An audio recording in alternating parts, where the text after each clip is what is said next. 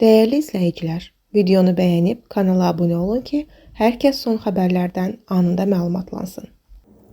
Bakıda zəncirvarı qəza baş verib. Hadisə Böyükşor-Pirşağı avtomobil yolunda qeydə alınıb. Üç avtomobil toqquşub, qəza zamanı avtomobillərə ciddi ziyan dəyib xəsarət alanların olduğu bildirilir. Hadisə yerinə təcil tibbi yardım briqadası cəlb olunub. İlkin məlumata görə hadisə Ford markalı avtomobilin sürücüsünün yuxuya getməsi səbəbi ilə baş verib. O idarə etməni itirib başqa maşınlara çırpılıb. Faktla bağlı araşdırma aparılır. Martın 6-sında axşam radələrində paytaxtın Nizami rayonunda yerləşən şərab evlərinin birində quldurluq hadisəsi qeydə alınıb. Bu barədə Daxili İşlər Nazirliyinə məlumat verilir. Belə ki, naməlum şəxsin həmin yerdə çalışan 21 yaşlı satıcını kəsici deşici alətlə hədələyərək içərisində 1000 manat pul olan kassa aparatının tamamlaması barədə polisə məlumat daxil olub.